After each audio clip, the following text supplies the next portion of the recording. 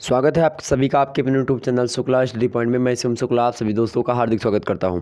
दोस्तों आज के वीडियो के अंतर्गत हम बताएंगे अर्थशास्त्र यानी इकोनॉमिक्स के पेपर 2 के बारे में, और पेपर 2 होगा आपका बीए तृतीय वर्ष का, अर्थात बीए थर्ड ईयर के बारे में हम चर्चा करने वाले हैं।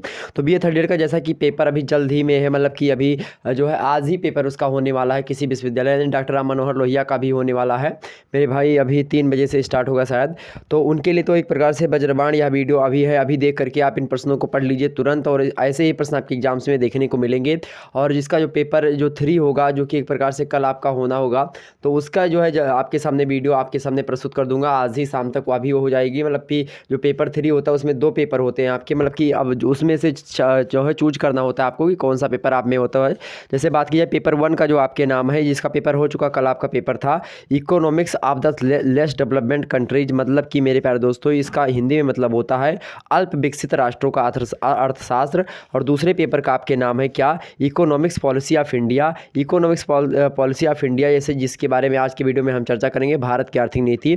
और जो आपका जो है पेपर 3 होता है वो 2 पार्ट में होता है। तो पेपर 1 जो होता है, मतलब कि पेपर 3 का जो पार्ट 1 होता है उसका नाम होता है क्वांटिटेटिव मेथड, यानी मात्रात्मक विधि जो होती है उसके बारे में चर्चा करनी होती है, जिसमें आपको सारणी वगैरह जो तमाम सारी चीज़ें होती हैं उसके बारे में, आपको तमाम सारे सिद्धांत वगैरह हैं उनके बारे में देखना होता है, विधियाँ तमाम सारी हैं।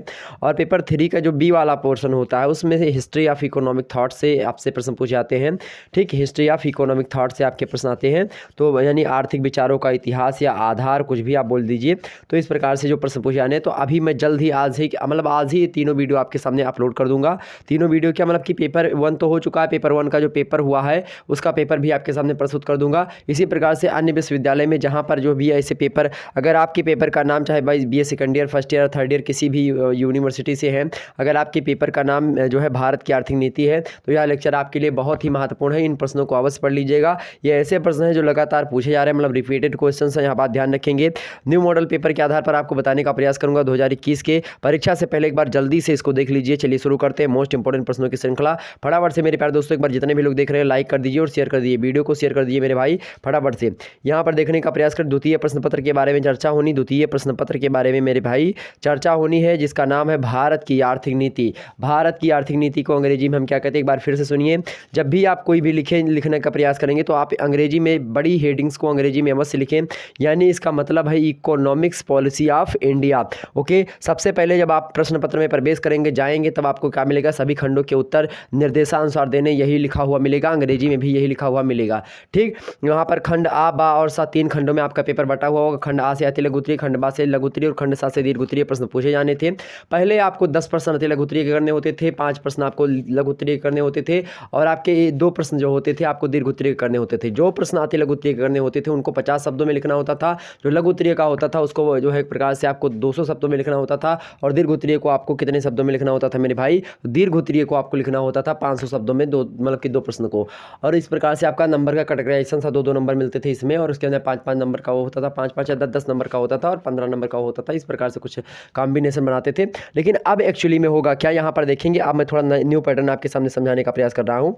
आपको खंड आ से जो अति लघु उत्तरीय होगा उसमें दिए होंगे 10 प्रश्न, लेकिन उनमें से आप पहले लिखा रहता था सभी प्रश्नों के उत्तर। तो अब आपको क्या मिलेगा, किन्हीं 5 प्रश्नों के उत्तर दीजिए, ओनली 5 क्वेश्चंस, मतलब तो आपको केवल और केवल 5 प्रश्नों के उत्तर देने हैं, 10 में से 5 को छाड़ना है, और प्रत्येक प्रश्न का उत्तर जो है लगभग 50 शब्दों में ही लिखने को आपसे बोला जाएगा। या बात ध्यान रखेंगे। तो विभिन्न यूनिवर्सिटीज़ के अलग अलग, किसी में आपको 40 शब्द बोल सकता है, किसी में आपको यहाँ पर 10 के 10 करने को होगा। तो आप उसमें अपने हिसाब से देखिएगा, आपके इंस्ट्रक्शन कुछ इसी प्रकार से दिया जाएगा।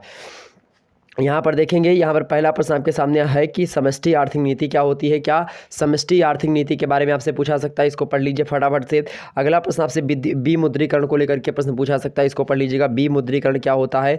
अगला आप मुद्रा प्रसार के बारे में पढ़ लीजिएगा। इन सभी के बारे में अगर आपने नहीं पढ़ा तो फटाफट से पढ़ लीजिए, जाकर के अपनी सीरीज वगैरह खोलिए, तुरंत इसको पढ़ लीजिए। यहाँ से यही प्रश्न लगातार बन रहे हैं, यहाँ से पूछे मुद्रा प्रसार पढ़ लीजिएगा, मोस्ट इंपॉर्टेंट है। अगला है वैश्वीकरण, यह भी इकोनॉमिक्स के क्षेत्र में हर वर्ष पूछा जा रहा है।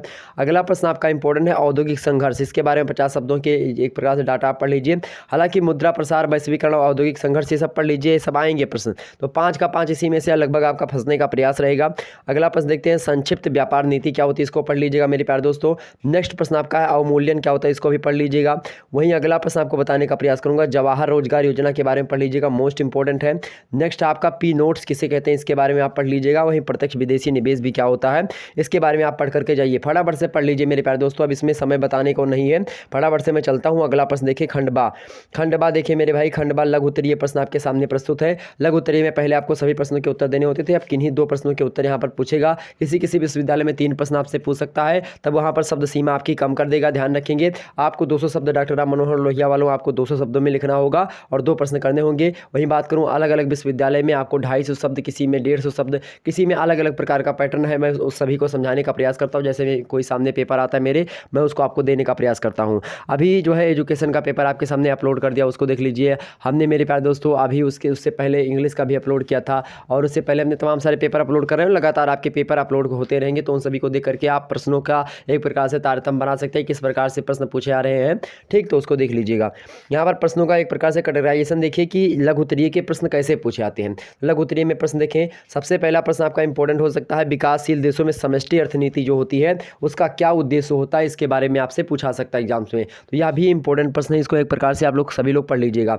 अथवा करके आपको दिया होगा मेरे प्यारे दोस्तों, अभी जरूरी नहीं कि अथवा करके यही प्रश्न दिया जाएगा, लेकिन मेरे प्यारे दोस्तों हो सकता है कुछ अलग प्रश्न दे, लेकिन ऐसे प्रश्न, ये प्रश्न हो सकता है आपको पहले दे दे, बाद में दे दे, या फिर लास्ट में दे दे, कुछ भी दे सकता है। तो आप प्रश्नों को जरूर देखें, इन सभी प्रश्नों को अगर मिले तो फटाफट से आप लोग पढ़ लीजिएगा। तो विकासशील देशों में समष्टि अर्थनीति के उद्देश्य को आपने पढ़ लिया। नेक्स्ट, आर्थिक नीति का निर्माण कैसे किया जाता है, किन किन कारणों से किया जाता है, क्या क्या उद्देश्य होता है इनके, इन सभी को ये पढ़ने का प्रयास करेंगे।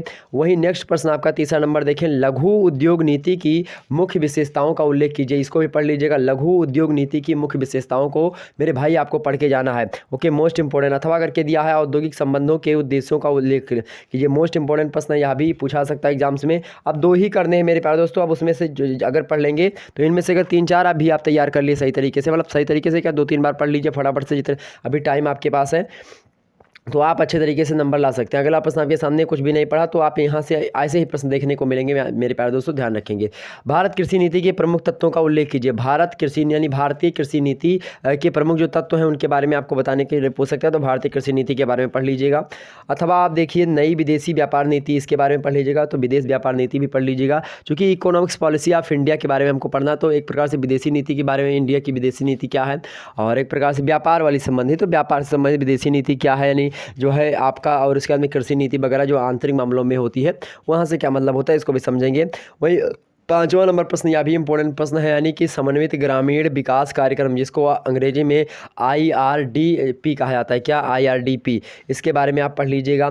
वहीं नेक्स्ट प्रश्न आप देखें, आर्थिक विकास में जो निजी क्षेत्र होते हैं उनकी भूमिका व प्रगति का क्या क्या, मतलब कि एक प्रकार से महत्व या उल्लेख होता है, मतलब उसके बारे में आप बताना है कि उसकी भूमिका क्या होती है, क्या निजी क्षेत्रों की किसमें, आर्थिक विकास में, और उसमें एक प्रकार से उसकी भूमिका क्या होती है, प्रगति क्या होती है, इन सभी के बारे में आपसे पूछा गया था। नेक्स्ट प्रश्न आपसे इंपॉर्टेंट है लघु उत्तरीय का, कि पोषणीय कृषि पर एक निबंध लिखिए। क्या पोषणीय कृषि पर एक निबंध लिखिए। अगला प्रश्न देखिए, आप सभी लोग अथवा करके दिया गया है, भारत सरकार की वर्तमान विदेशी नीति की विवेचना कीजिए। भारत सरकार की विदेश व्यापार नीति की वर्तमान में विवेचना कीजिए, अभी इंपॉर्टेंट प्रश्न है, इन सभी को देखने का प्रयास करें कि एक बार पढ़ लीजिएगा, यहाँ से आपके प्रश्न बनने की संभावना अधिक मात्रा में है। ऐसे आपके पेपर में प्रश्न देखेंगे मेरे प्यारे दोस्तों। आगे देखते हैं, खंडसा दीर्घ उत्तरीय प्रश्न, इनमें से पहले 2 प्रश्न करने होते थे, अब 1 प्रश्न करने होते हैं, 500 शब्दों में ही आपको करना है मेरे प्यारे दोस्तों, ध्यान रखेंगे इस बात को।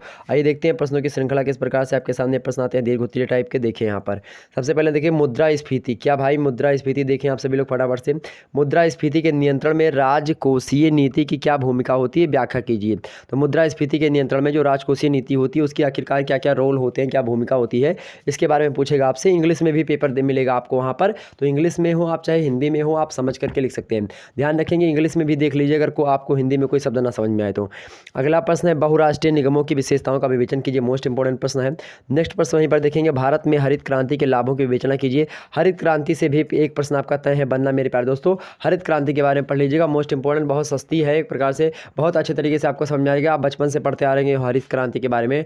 डॉक्टर MS स्वामीनाथन भारतीय जो है हरित क्रांति के जनक, और विश्व स्तर की बात करें तो यह जो है एक नॉर्मन बोरलॉग है, तो कहीं ना कहीं पे इनको पढ़ लीजिएगा आप, जो है भारतीय हरित क्रांति के बारे में, किससे किस फसल को लाभ मिला, कैसे मिला, किन क्षेत्रों में मिला, इन सभी को पढ़ लीजिएगा। नेक्स्ट प्रश्न है आपका जो है वियोजन काल वियोजन काल में भारत के कृषि विकास पर निबंध लिखिए। मतलब कृषि से संबंधित एक प्रश्न तो तय है, बिल्कुल आना आपका। नेक्स्ट प्रश्न आपसे पूछा सकता है, भारत की विदेशी विनिमय दर की नीति पर एक निबंध लिखिए। तो ये सारे के सारे प्रश्न मोस्ट इंपॉर्टेंट थे मेरे प्यारे दोस्तों, इन सभी को पढ़ लीजिएगा। वहीं जो आपकी परीक्षा आगे वाली आने वाली, मतलब कि तृतीय प्रश्न पत्र को लेकर के जल्दी आपके सामने, उसका भी आपके सामने आज ही अपलोड करने का प्रयास करूंगा, आपके सामने प्रस्तुत करूंगा। फटाफट से वीडियो को लाइक और शेयर कर, जितने भी लोग देख रहे हैं, जिसका नाम क्या है, मात्रात्मक विधि खंड आ प्रस्तुत करूंगा और खंड बा भी प्रस्तुत करूंगा, यानी कि हिस्ट्री ऑफ इकोनॉमिक थॉट, या फिर एक प्रकार से विचारों का आधार, मतलब क्या, तो ये आर्थिक विचारों के आधार या आर्थिक विचारों का इतिहास, इन दोनों के मतलब कि दोनों मतलब एक ही है। इसके बारे में आपके सामने जल्दी वीडियो आएगी। मात्रात्मक विधि, इसके बारे में इसका मतलब कि नेक्स्ट वीडियो वही आएगी। तो फटाफट से वीडियो को लाइक और शेयर कर दिए मेरे प्यारे दोस्तों। ओके, इस प्रकार से ये मात्रात्मक विधि पेपर 1 की वीडियो जल्दी आपके सामने प्रस्तुत करने का प्रयास रहेगा। वहीं दूसरा आएगा जो आर्थिक विचारों का आधार, इसके बारे में हम बताने का प्रयास करेंगे पेपर 3 के बी के अंतर्गत। ठीक, तो दोनों को देखने का प्रयास करेंगे आप सभी लोग। फिर मिलते हैं नेक्स्ट वीडियो में, तब तक के लिए जय हिंद, जय भारत।